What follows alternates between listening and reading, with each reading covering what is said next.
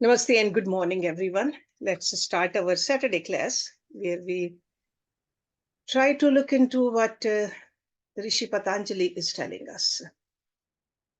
First, let's do the prayers. Om Guru Brahma, Guru Vishnu, Guru Devo Maheshwara, Guru Sakshat Parbrahma, Tasmai Shri Guruve Namah. Om Bhur Bhuvasvaha, Tatsavitra Bhargo Devasya Dhimahi, Dhiyo Yo Nah Prachodayat. Asto Ma Sadgamya, Tamso Ma Jyotirgamya, Mrityorma Amritam Gamya. Om Sahna Vavtu, Sahna Bhunaktu, Saviryam Karvavahi, Tejasvinavadhitamastu, Ma Vidvishavahi. Om Shanti Shanti Shanti.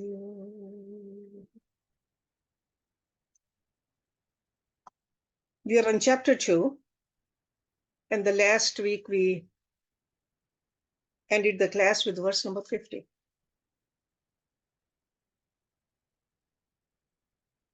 And in this verse, Rishi Patanjali has given us 3 different kinds of pranayams.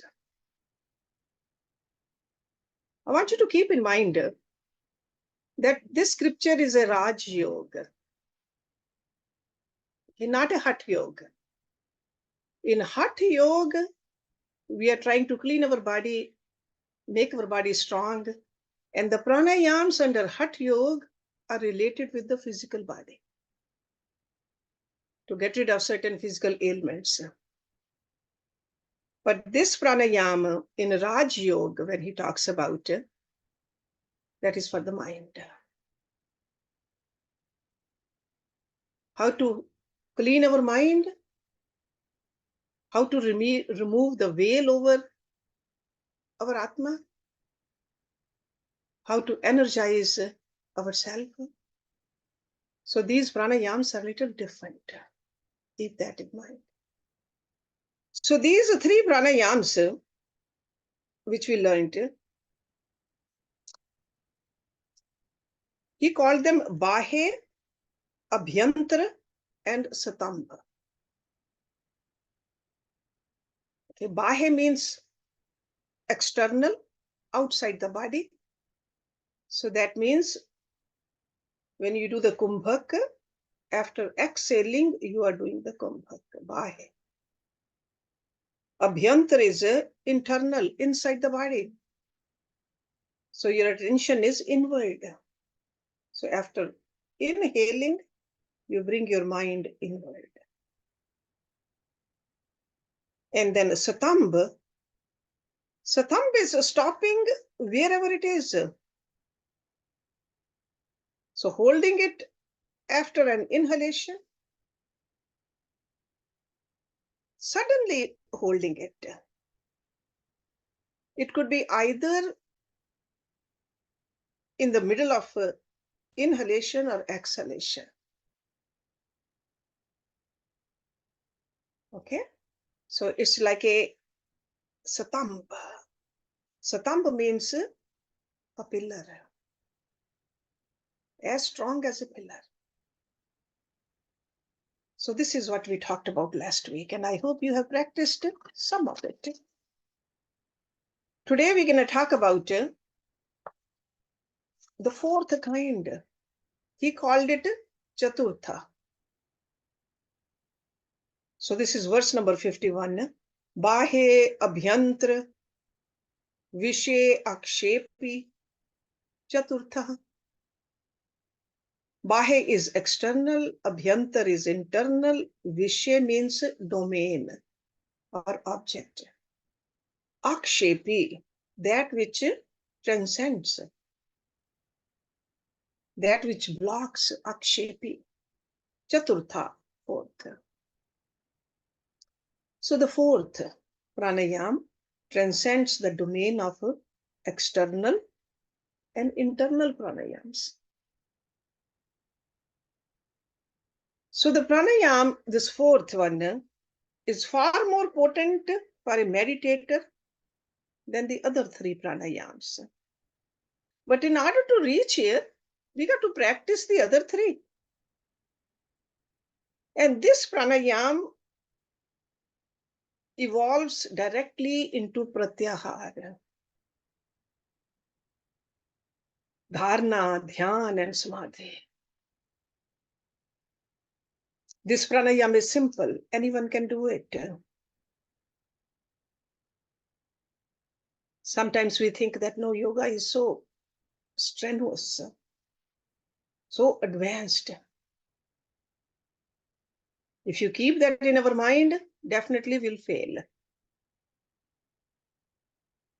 So Rishi Patanjali does not give a name to this pranayam. He simply calls it chaturthah, meaning the fourth. And in the philosophical literature, the fourth is highly significant.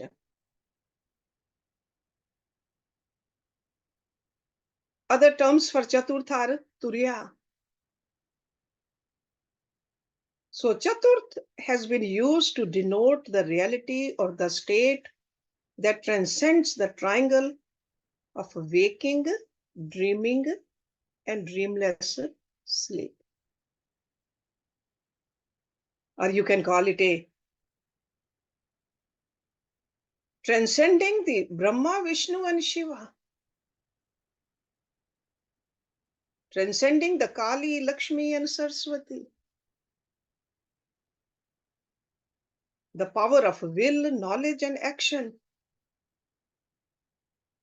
Earth, heaven, and space. Or even the three states of power of speech. Because you cannot explain this chaturtha. And what are those three states of power of speech? We have talked about in our other classes, Pashyanti, Madhyama, and Vakhari.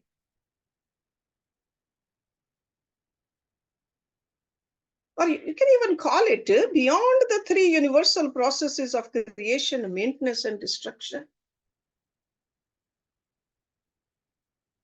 So in other words, the chaturth means transcendental, the fourth.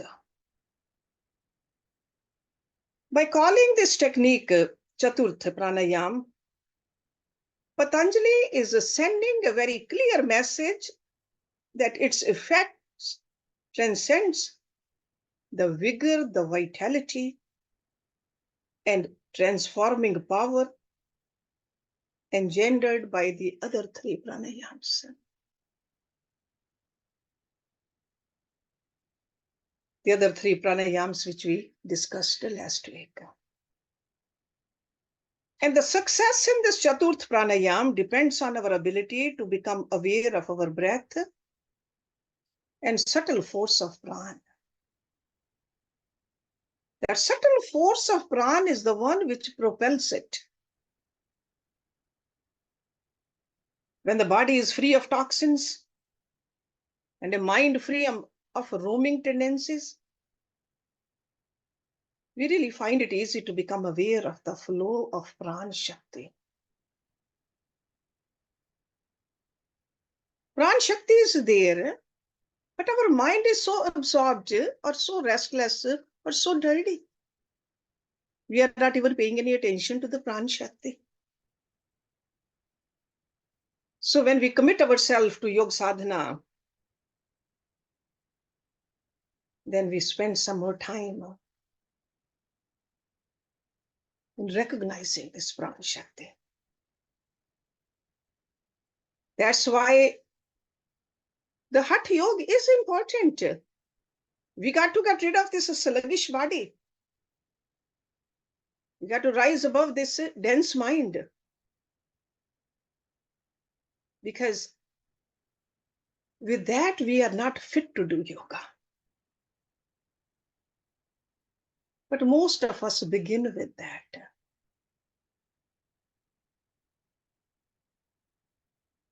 Whenever something wrong happens in the body, then we say, let's do yoga. The human body can be compared to an ocean. Ocean is saturated with life-supporting nutrients, most of which are available only where the water is not stagnant. There are thousands of undercurrents, churn the nutrients, carry them from one part of the ocean to another. Our body is just like that. This beautiful nature, this God's Prakriti has deposited in numerous sustenance, which is called Prana Shakti in us. This Prana Shakti is available to every cell through all those nadis. Those nadis, they churn our Prana Shakti, carry to all our tissues, our limbs, our organs, our mind.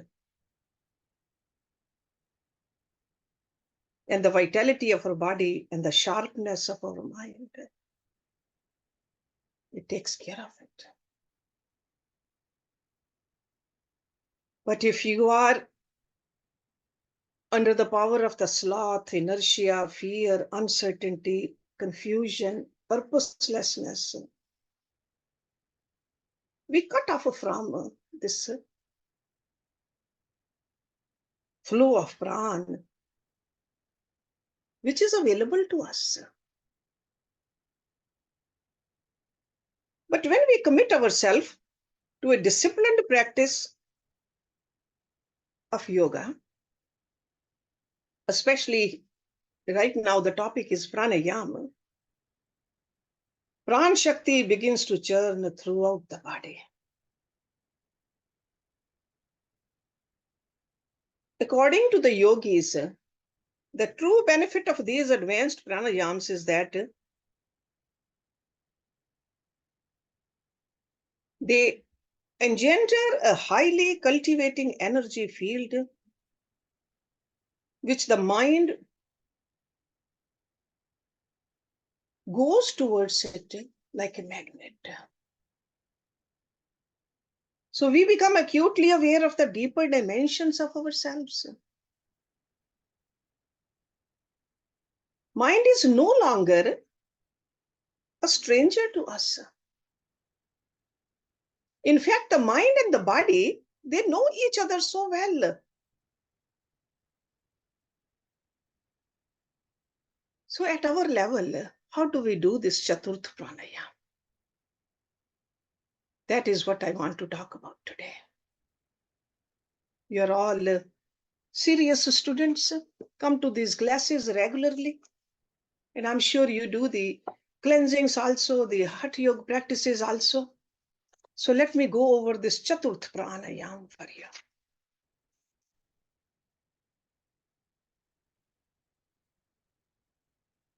We are studying Yog Sutras also.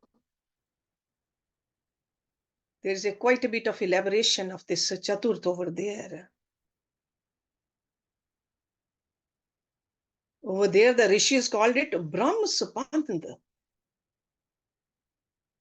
pulsation of the absolute. He says, when united with prana, our mind begins to move in conformity with the pulsation of prana. So the churning and concentration of prana shakti, we are going to learn today. If you want to practice as I'm talking about it, you can do that. Or if you want to just take notes, that's okay too. And practice it afterwards. But without practice, taking notes, no benefit. Remember that. Practice. When you want to do this chaturth pranayam, assume a sitting posture suitable for you. You got to withdraw your mind from every direction and become aware of your body and the space it occupies. Make sure your spine is straight, shoulders are relaxed, and there's no arch in your lower back. should be straight, completely straight. So that means keep your head, neck, and trunk in a straight line. But at the same time, do not stretch your spine to the point where your head tends to tilt backward. So it should not go like that. It should not bend forward either. It should be straight. Place your hands on your knees or in your lap. Breathe slowly, gently, effortlessly, without noise or jerks. Close your mouth. Relax your jaw. And allow your lower and upper lips to gently touch. Rest your upper row of teeth against the lower row. But do not exert any mental effort to bring this about. That means do it effortlessly. Rest your tongue on the floor of your mouth. So not the roof of your mouth, because often I tell you to keep your tongue up there. Nabho mudra. But in this, you keep your tongue down. With the tip gently touching the ridge just above your upper teeth. Okay. Now bring your attention to your breath. So after that, the whole paying attention to what's happening with the mouth and the back. Breathe in and out smoothly and effortlessly. In Chaturth Pranayama, you pay attention only to your inhalation and exhalation. Breath retention or kumbhak is not part of the process, but rather a naturally occurring phenomena, which will happen effortlessly. So that means you don't try to do kumbhak, but kumbhak will happen.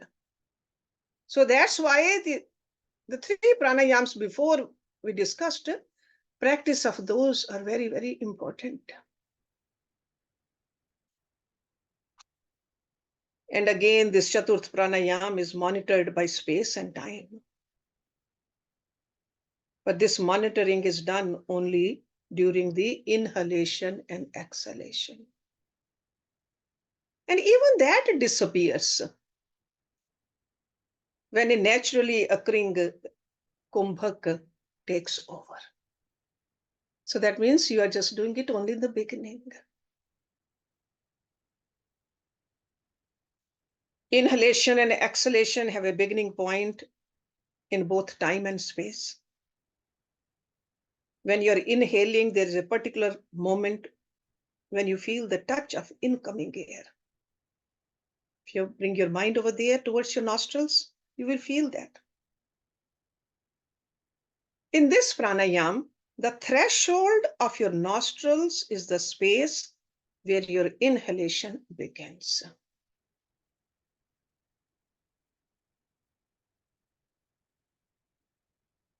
And time is identified by exactly when the incoming air touches the threshold.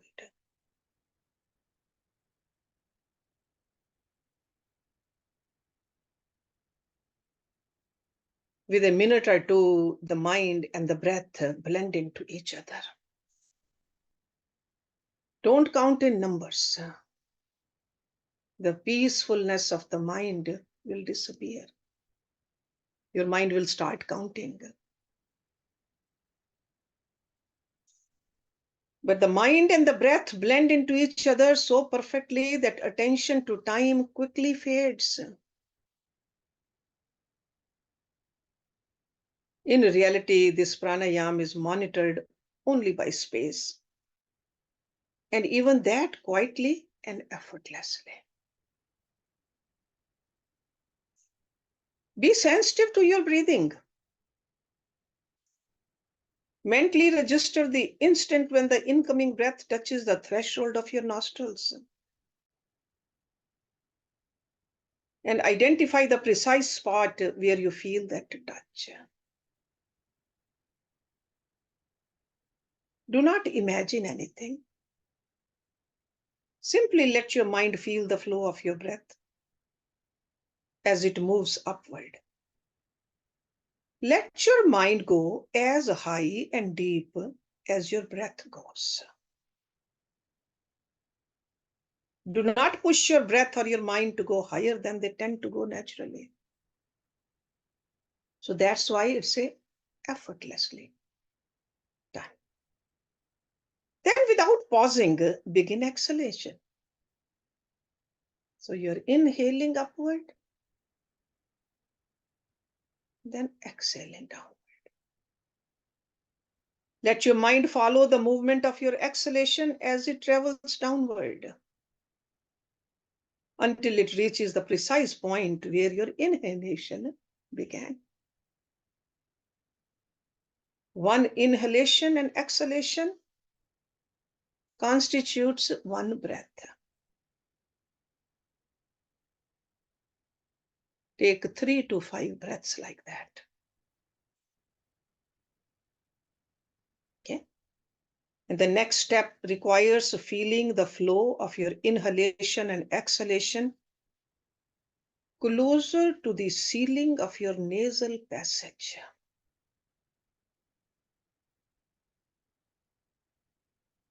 Goal is to cultivate sensitivity to the movement of the subtler counterpart of your breathing in the space in front of your face. The space occupied by your frontal lobes, the space just in front of your forehead.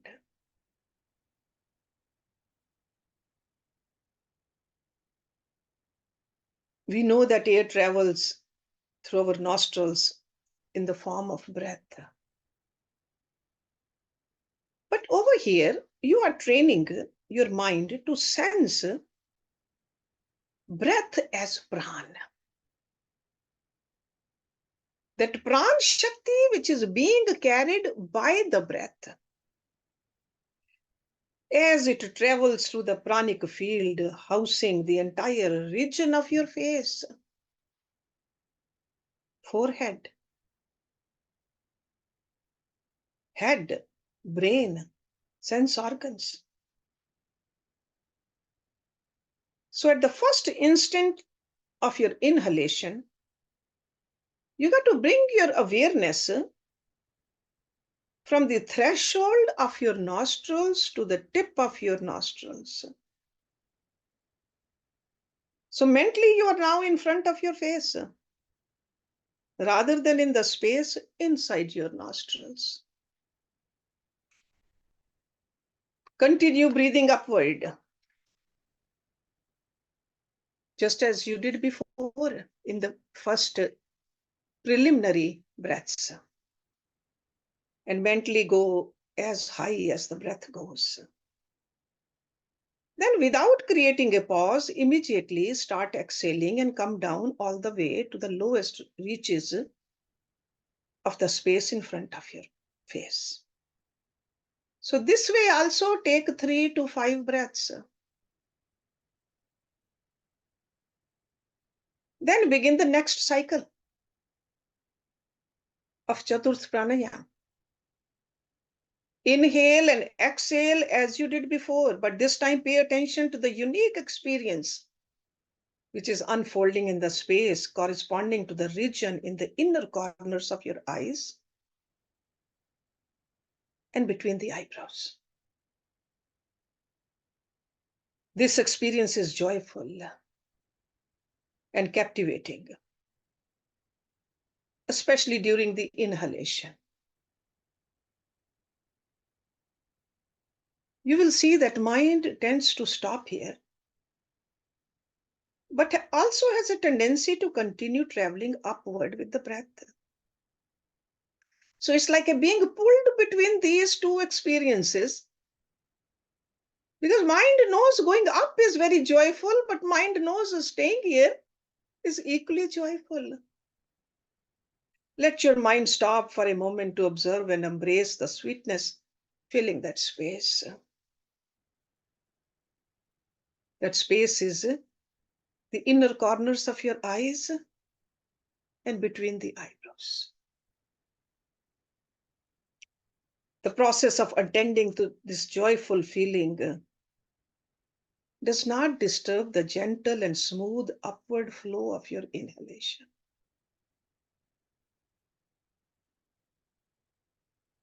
Because our breath and mind are accustomed to moving as one fully unified stream of awareness, the mind will identify and capture the joy of this space in an instant. And it will resume its journey to the center of the forehead. Do not make an effort to stop your mind in this space filled with joy. And do not attempt to create this experience. And don't be anxious that what will happen?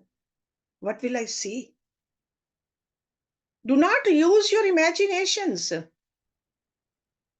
When this experience is there, you cannot ignore it. And when it's not there, you cannot create it. Your job is simply to breathe in and out absolutely effortlessly. And let the mind accompany the peaceful flow of your breath. The experience of joy unique to this space will arise in your mind of its own accord. You will see that each time breath and mind reach the space corresponding to the center of the forehead, your sensitivity to that space increases. You are able to feel and touch that space. You are able to identify its further frontier. There's a unique joy in observing that your inhalation reaches all the way to this furthest frontier. It is here that your inhalation terminates and your exhalation begins. As you continue your practice, the experience of joy in the space corresponding to the inner corners of the eyes intensifies. So that means the first time when you practice it, you may not feel the joy which you will feel the 10th time or the 100th time. In proportion to the intensity of the joy, the space in the center of your forehead becomes clear and well-defined. Eventually, these two spheres blend. And there's only one space covering the entire region of your eyes. Inner corners of your eyes, eyebrows, center between the eyebrows and forehead. As you continue the practice, this space expands. You feel its existence in front of your face and forehead. A uniquely lit space filled with joy. The center of this self-luminous space is the area known as Agya Chakra, which corresponds physiologically to the inner space of the forehead.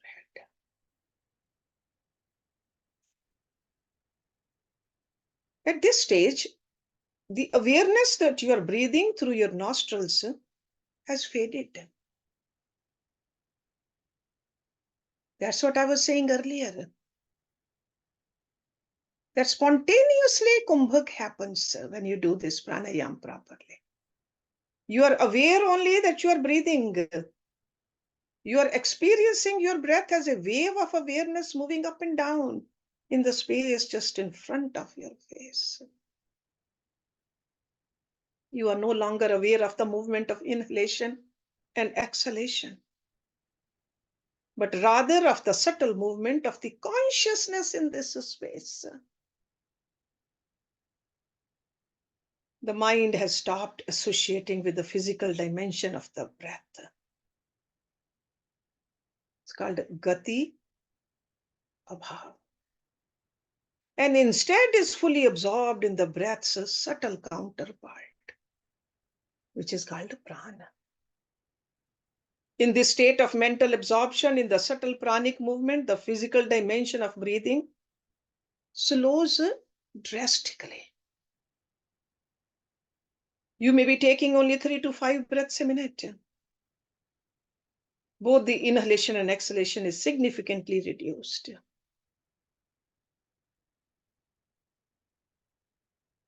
Rishi Vyas called this Bhumi Jaya, which really means a victory over the ground. All your limbs and organs are almost completely at rest. This restful condition extends all the way to your top of your head. The body's need for oxygen has dropped significantly. The breath is almost suspended. This natural suspension of the breath is called chaturthah pranayama.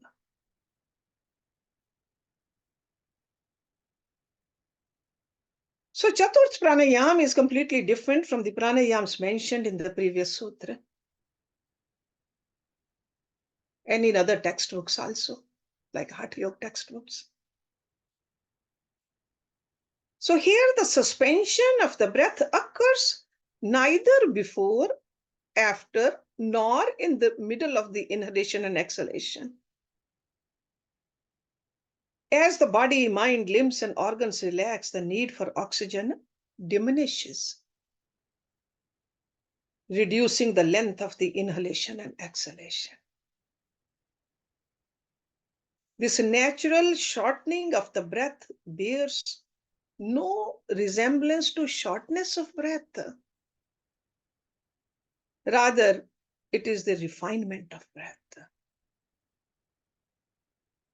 In Chaturth Pranayam, we do not gasp for air. On the contrary, we fill our body with the body's innate capacity to heal and nourish itself from deep inside.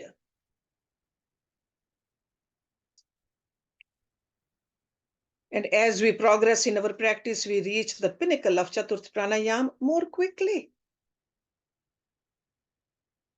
First time when you're sitting down and trying to do it, we may not experience all these stages. But if we are determined, our sadhana, we do it with a full faith. That Rishi Patanjali said it. With my practice, with my sadhana, I can accomplish it. So in the beginning stages, it may take 5 to 10 minutes before we experience the joy in the space surrounding the centers between our eyebrows. And after 3 months of consistent practice, we may experience the dawning of the uniquely lit space in front of our face just in few moments.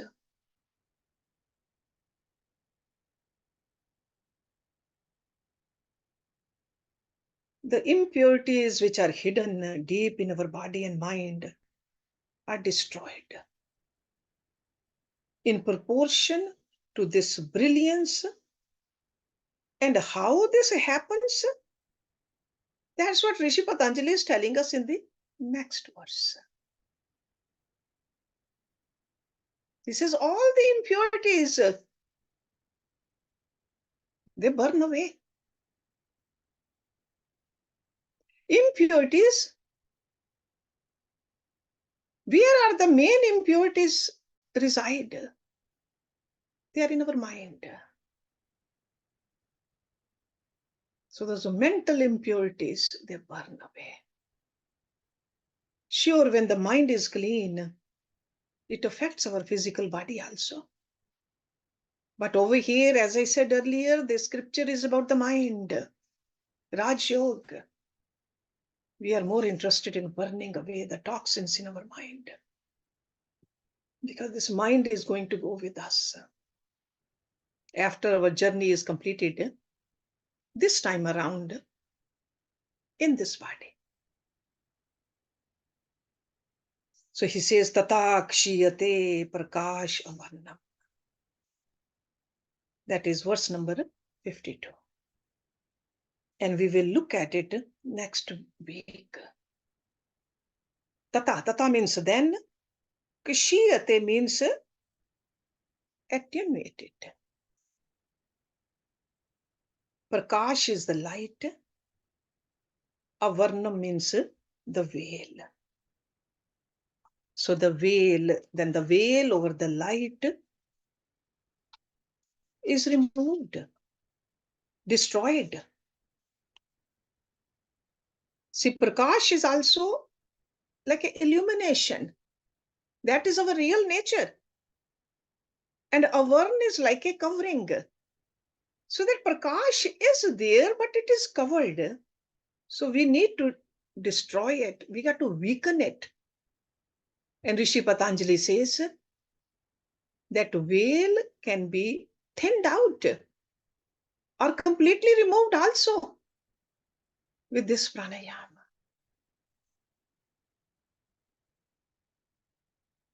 So benefit of this pranayama. We destroy the veil that covers our inner light. So inner light doesn't come from outside, from somewhere. Inner light is who we are. But we are not familiar with this. So we'll go into the detail of this next week, because I'm sure you have a lot of questions about the practice of this pranayama, and we can go through all that today. Om Purnamada Purnamidam Purnat Purnamudachyate Purnasya Purnamadaye Purnameva Visheshyate. Om Shanti Shanti Shanti Om. Thank you very much.